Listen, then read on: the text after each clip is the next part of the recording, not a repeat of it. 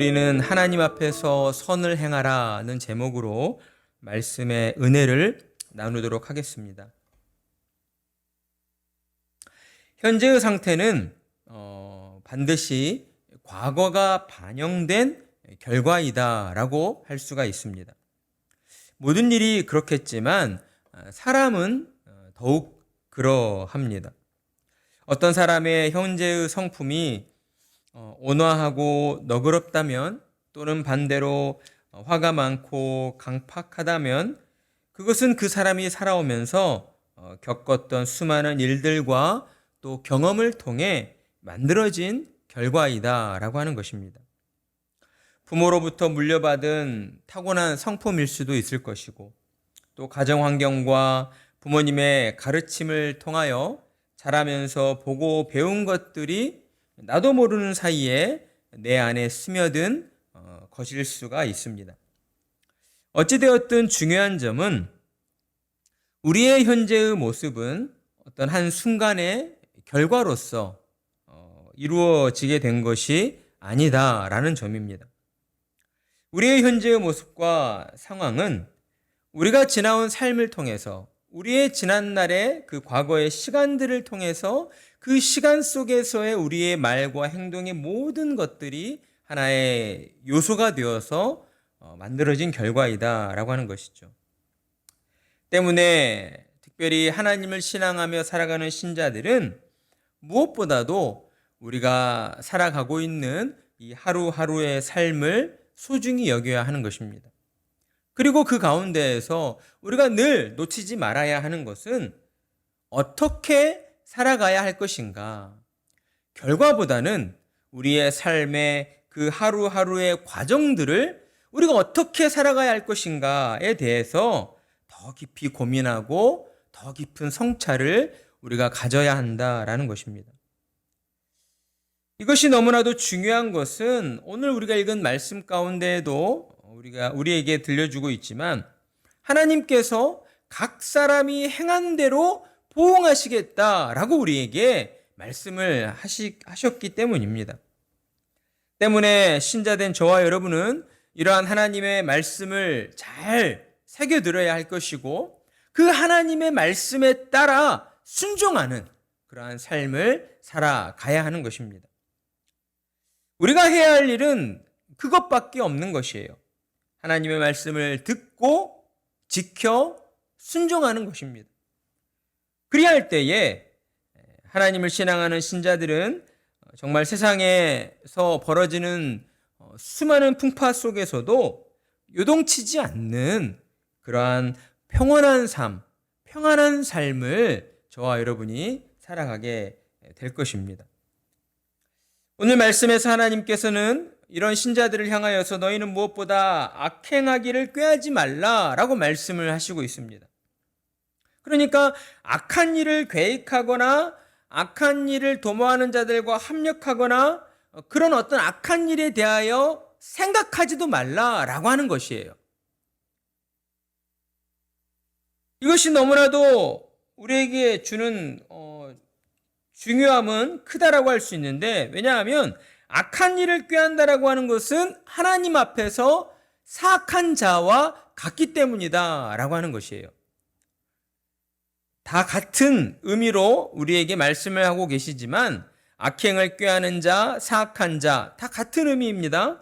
그렇다면 사악하다는 것은 어떤 의미인가? 그러니까 단순히 죄를 짓는다라는 이 의미를 뛰어넘어서 사악하다는 것은요, 우발적으로 죄를 범하는 것이 아니고 죄에 사로잡혀서 계획적으로 악을 행하는 사람을 가리키고 있다라는 것이에요. 여러분, 사악하다는 의미가 어떤 의미인지 잘 아시겠죠? 단순히 실수로 어떤 죄를 범했다가 아니에요. 죄에 사로잡혀 있는 거예요. 그의 마음이, 그의 영혼이 죄에 사로잡혀서 계획적으로 악행을 저지르는 사람, 그런 사람을 가리켜 사악한 사람이다 또는 악인이다 라고 성경은 말씀을 하고 있는 것이죠. 성경에서는 이와 같은 사악한 자, 악인은 곧 하나님의 사람이 아니라 사탄으로부터 나온 사탄의 사람이다. 사탄의 자식이다라고 우리에게 말씀을 하고 있습니다. 그렇기 때문에 하나님 앞에서 이러한 악을 꾀한다는 것, 악을 도모하고 어떤 악한 일들을 계획하려 한다는 것에 대하여 우리가 얼마나 경계해야 하고 얼마나 깨어 있어야 하는가를 우리는 명심해야 한다라고 하는 것이죠. 그리고 이어지는 이 사악한 자, 악을 꾀하는 자에 대해서 이제 좀 더 구체적으로 우리에게 말씀을 해주고 계시는데 9절의 말씀을 보게 되면 이어지는 사악한 자, 악을 꾀하는 자를 다른 표현으로 뭐라고 표현하고 있습니까? 미련한 자, 거만한 자라고 또한 표현을 하고 계신다라고 하는 거예요. 세상에서 미련하다라고 말할 때에는 어떤 일을 할 때에, 주로 어떤 일을 할 때에 그 일을 효율적으로 해내지 못하는 사람을 가리켜서 미련하다라는 이런 말들을 합니다. 어떤 일을 하는데 자꾸만 실수를 하고 뭔가 완성도 높은 그런 결과물들을 만들어내지 못할 때에 미련하다는 표현을 쓰죠. 그러나 하나님께서는 성경에서는 이 미련하다는 표현을 그런 의미로 말씀하시지 않는다는 거예요. 하나님께서 미련한 자이다 라고 말씀을 하시는 경우는 어떤 경우인가? 바로 하나님 앞에서 자기 자신을 돌아보지 않는 사람, 자기 자신이 얼마나 죄로 인하여 타락했는가를 깨닫지 못하고 회개하지 않는 사람, 그런 사람을 성경에서는 또 하나님께서는 미련한 자이다 라고 말씀하신다는 것이죠. 그렇기 때문에 오늘 말씀 9절을 보게 되면 미련한 자의 생각은 죄다 라고 말씀을 하고 있는 거예요. 자기 자신을 돌이켜 깨닫지 않는 사람, 자기 자신의 죄를 깨닫고 회개하지 않는 사람, 이런 사람이 가지는 생각들이라고 하는 것이 곧 하나님 앞에 죄가 된다는 것이죠. 우리는 잘 알고 있습니다. 인간의 존재가 아담의 원죄로 인해서 이 땅에 태어날 때부터 죄를 가지고 태어난, 그러니까 죄로 부패한 본성을 가지고 태어난 자들이라는 것을 우리는 잘 알고 있어요. 그렇기 때문에 하나님의 이 교훈의 말씀은 지극히 당연한 것이다 라고 할 수가 있는 것이겠죠. 하나님 앞에 나와 자신이 죄인임을 깨닫지 못하고 하나님 저의 죄를 용서해 주십시오라고 하나님 앞에 회개하지 않는 사람처럼 미련한 자가 없다라고 하는 거예요. 그런 미련한 자가 계획하고 생각하는 모든 일들이 곧 죄가 되는 것이고 하나님 앞에서 하나님을 대적하는 그러한 악한 일들이 된다라고 하는 것입니다. 이처럼 하나님을 떠나 있는 사람들은요, 점점점 세상을 살아가는 동안 어때요? 자기 자신의 죄를 깨닫지 못하고 회개하지 않음으로 말미암아 이제 더 깊은 타락의 늪으로 빠져들고 마는 것입니다. 죄를 느끼지 못하는 상태에 놓이게 된다는 것이죠. 가랑비에 옷 젖는다라는 그러한 속담처럼 우리가 나도 모르는 사이에 점점 더 깊은 죄 가운데로 빠져들게 된다는 거예요. 우리 주변에 이런 사람들을 우리는 많이 볼 수가 있습니다.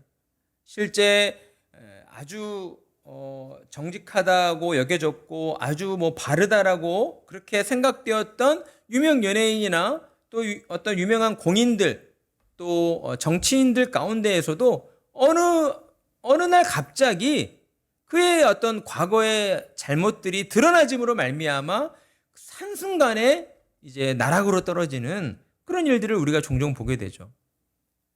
어떤 유명한 프로듀서이면서 가수였던 한 분도 이제 자신의 그 노래, 자신이 작곡하고 이렇게 발표했던 노래들이 알고 봤더니 유명한 어떤 피아니스트의 음악을 이렇게 복사해서, 그러니까 표절해서 카피해가지고 자기가 만든 노래인 양 그렇게 발표를 했었던 그런 일들이 또한 드러나기도 했습니다. 그러니까 처음부터 그러진 않았겠다라고 하는 것이죠. 처음에는 바늘도둑이 소도둑 된다라는 우리나라 속담처럼 처음에는 작은 잘못으로 그냥 그쳤었을 텐데 이제 그것들이 들통나지 않고 드러나지 않게 되었을 때에 점점 더 큰 죄를 범하게 되는 그러한 악행으로 나아가게 됐다라고 하는 것이죠. 그러면서 그의 마음은 어떠했을까요? 분명히 양심의 찔림을 처음에는 받았을 텐데 그러한 죄를 범하는 횟수가 거듭하면 거듭할수록 양심이 무뎌지게 되는 거죠. 죄가 죄인 줄도 모르는 그러한 상태, 철면피와 같은 그러한 상태에 놓이게 된다라고 하는 것입니다. 9절 말씀에서 거만한 자는 사람에게 미움을 받느니라 라고 하신 말씀이 그런 의미를 표현하고 있는 거예요. 그러니까 같은 악인이 다 같은 악인이요. 하나님 보실 때는 다 같은 죄인인데 죄인이 죄인을 보았을 때에도 악인이 악인을 보았을 때에도 야, 쟤는 진짜 너무하다. 같은 악인의 눈으로 볼 때에도 미움을 받을 수밖에 없는 그 정도의 그러한 어떤 죄악의 늪에 빠져서 양심의 가책을 전혀 느끼지 못하는 그런 죄악 가운데에 이렇게 빠져들게 된다라고 하는 것이죠. 여러분, 성도와 악인의 차이가 바로 여기에 있는 것이죠. 성도는 자기의 죄를 깨닫고 회개한 사람이지만 악인은 자기의 죄를 알면서도 회개하지 않는 사람이다라고 하는 거예요. 도리어 자신의 그 죄를 눈 감아주고 더 깊은 죄악을 향해 들어가는 사람들이다라고 하는 것입니다. 그러니 저와 여러분은 날마다 하나님의 말씀 앞으로 나와야 하는 것입니다. 우리가 우리 안에 있는 죄된 본성, 이 부패한 본성들을 우리가 이겨내기 위해서 오늘 주신 말씀처럼 우리의 양심이 이러한 죄악 가운데에 빠져서 죄악의 늪에서 헤어나오지 못하는 그러한 지경에 이르지 않도록 하기 위해서는 우리가 매일같이 하나님의 말씀 앞으로 나와서 하나님의 말씀을 거울 삼아 우리의 마음과 우리의 양심을 비춰보아야 한다라고 하는 것이죠. 하나님을 속이고 우리 자신도 속이려 했던 우리의 어떤 죄악된 모습들, 우리의 어떤 과거의 잘못들을 하나님의 말씀의 거울로 비추어 보고 그것들을 하나님 앞에 회개함으로 우리가 씻겨내야 한다라고 하는 것입니다. 이러한 일들이 우리의 삶을 통해서 계속해서 반복되어져야 하는 거예요. 저는 죄가 없습니다. 저는 정말 청렴한 사람이고 정직한 사람입니다. 물론 사람의 눈으로 보았을 때에는 충분히 그렇게 판단할 수가 있어요. 그러나 정말 우리의 내면을 들여다볼 때에 우리가 하나님 앞에 섰을 때에 그렇게 말씀드릴 수가 있느냐 이거죠. 그럴 수 없다. 우리는 그런 존재가 아니다라고 하는 거예요.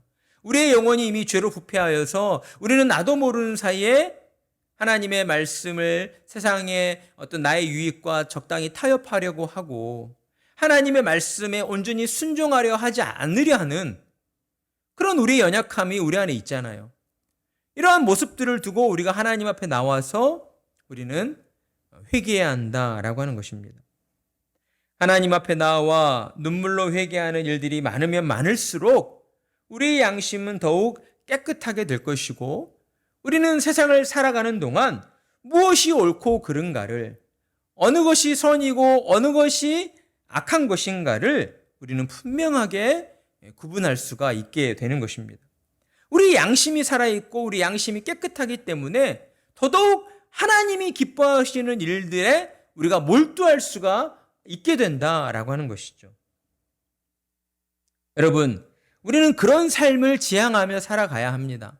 하나님이 기뻐하시는 일들에 우리가 더 많은 관심을 가지고 즐거워하고 기뻐함으로써 하나님의 영광을 드러내는 자리로 우리가 나아가야 하는 거예요.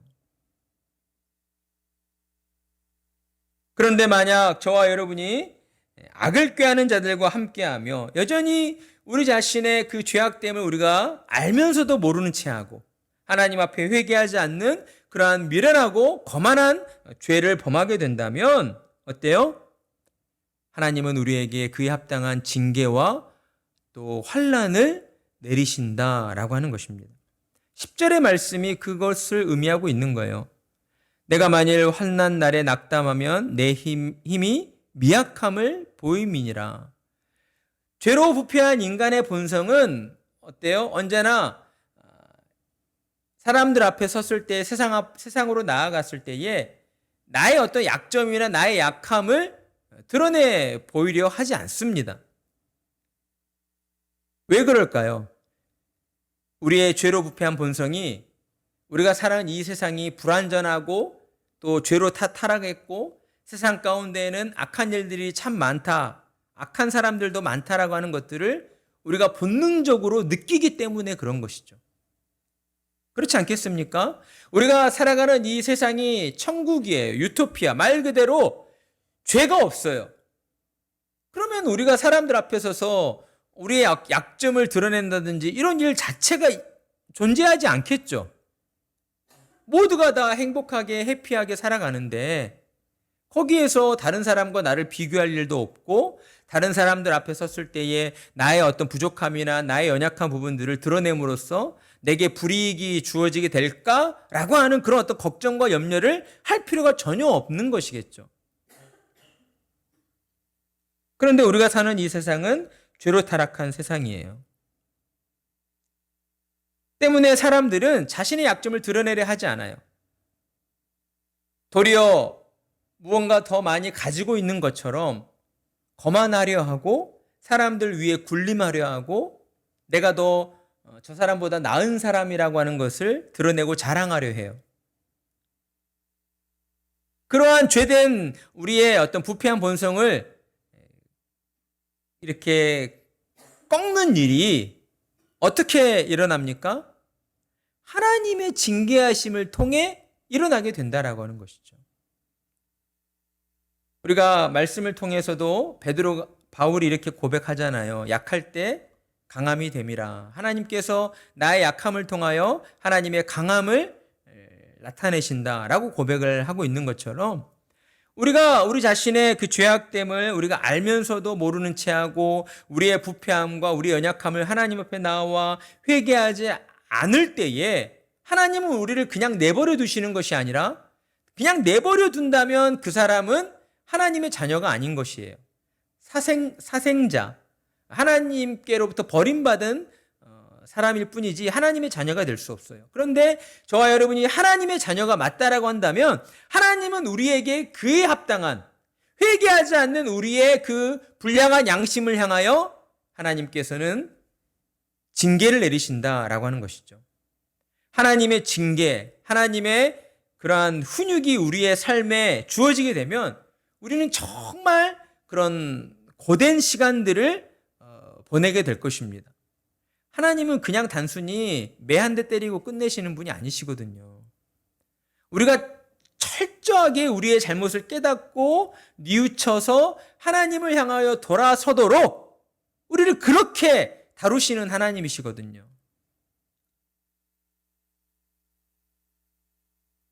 그렇기 때문에 10절의 말씀을 통하여서 또한 하나님께서는 너희가 죄를 범했다라고 한다면 너희의 어리석음을 너희가 알고 있다라고 한다면 하나님이 징계를 내리시기 전에 너희가 스스로 너희의 죄를 자복하고 회개해야 한다라는 그러한 교훈을 우리에게 가르쳐 주시고 있는 것입니다.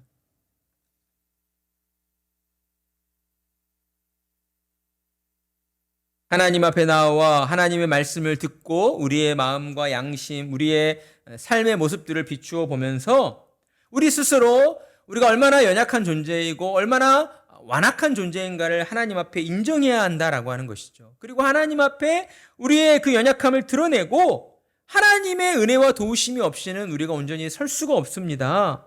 하나님만을 믿고 의지하며 살겠습니다라고 하나님 앞에 우리의 믿음의 고백을 드려야 한다라고 하는 것입니다. 이러한 믿음의 고백을 통해 저와 여러분은 하나님께로부터 그에 합당한 또한 은혜를 공급받게 되는 것이죠. 하나님이 주시는 은혜를 공급받음으로 말미암아 우리는 또한 세상에 나아가 세상의 빛과 소금된 자로서의 역할을 감당하며 살아야 하는 것입니다. 사망으로 끌려가는 자를 건져주며 살육을 당하게 된 자를 구원하지 아니하려고 하지 말라. 그러니까 어려움에 처한 사람들의 그 애절한 호소를 우리가 외면해서는 안 된다라고 하는 것이죠. 오늘날 우리 주변에 얼마나 많은 이들이 큰 어려움을 호소하고 있습니까? 전쟁으로 인해서 우크라이나의 그 삶의 터전, 우리로 따진다면 우리가 살고 있는 집이 미사일로 폭격을 당해서 그 집이 다 무너져 버렸어요. 한번 상상해 보십시오. 어떻게 우리가 살아가야 하겠습니까? 그 사람들의 힘으로서는 살아갈 수가 없는 거예요. 누군가의 도움이 없고서는요, 살 수가 없는 것입니다. 이러한 일들이 전쟁뿐만 아니라 자연재해로 인해서 지금 우리나라에서도, 가까운 우리나라에서도 벌어지고 있어요. 충북의 수해로 인해서 집이 다 물에 잠겨버린 사람들은 어디서 잡니까? 어디서 음식을 만들어 먹을 수가 있겠습니까? 내 일이 아니니까, 다른 사람의 일이니까 우리는 너무 그런 우리 이웃의 어려움들을 우리가 너무 쉽게 그냥 듣고 생각하고 흘려버리는 그런 경향들이 우리에게 너무 만연해 있다는 것이에요. 하나님은 우리에게 말씀을 하십니다. 하나님의 은혜를 아는 자들은, 너희들은 세상 가운데에서 이렇게 고통당하고 어려움 가운데에 놓여 있는 자들을 모른 척 해서는 안 된다. 그들의 그 도와달라는 그러한 호소에 귀를 기울여야 하고, 그들의 그 아픔과 어려움들을 또한 같이 공감해주고 또 위로해주며 도와주는 그러한 신앙의 모습을 보여야 한다. 이렇게 말씀하시는 거예요. 그러면서 12절로 우리가 그러한 상황들을 눈으로 보았어요. 이러한 어려움 가운데 놓여있는 사람들이 우리 주변에 있다는 것을 우리가 알게 되었어요. 그런데 행동하지 않아. 실천하지 않아. 그러면서 뭐라고 말해요? 그러면서 하나님 앞에서 뭐라고 변론해요? 내가 몰랐습니다. 그런데 하나님은 우리의 마음을 감찰하시는 분이시잖아요. 우리가 눈으로 보고 귀로 들었던 모든 것들을 알고 있다는 것을 하나님은 다 알고 계셔요. 중요한 건 무엇이에요?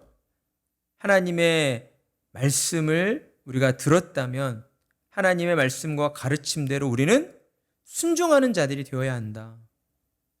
여러분, 오늘날 뉴스를 통해서, 라디오를 통해서 이러한 전쟁 피난민들이나 수해로, 자연재해로 고통받고 있는 이들을 도와줄 수 있는 그런 기관이나 단체들이 많이 있잖아요.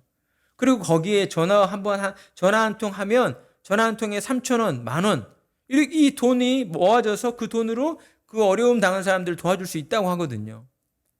과연 우리는 살면서 그런 사람들의 그런 어려움들에 얼마나 반응을 했었는가? 얼마나 우리가 실천을 해 보았는가? 어쩌면 크리스찬이라고 하는 분들 가운데는 한 번도 전화를 해본 적이 없는 사람들도 있을 거예요. 마음은 있어, 마음은. 한번 해야겠다, 도와줘야지. 근데 실천하지 않아. 그러면 안 된다는 거예요, 하나님이 우리에게. 너희가 보고 듣고 알게 되었다면 하나님의 말씀에 따라 실천하는 자들이 되어라. 하나님께서는 우리가 이 땅을 사는 동안 우리가 어떤 행동을 했고 또 어떻게 하나님 말씀에 순종했는가를 다 지켜보시면서 그에 합당한 우리가 행한 대로 우리에게 좋은 것을 베풀어 주시고, 우리가 하지 못했다면 우리에게 징계를 내리시는 그러한 공의의 하나님이시다라고 하는 것입니다.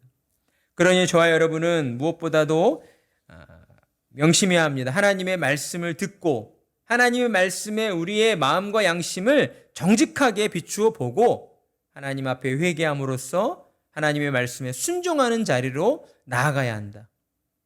하나님 앞에서 늘 선을 행하는 자로 저와 여러분은 살아가야 한다라고 하는 것입니다.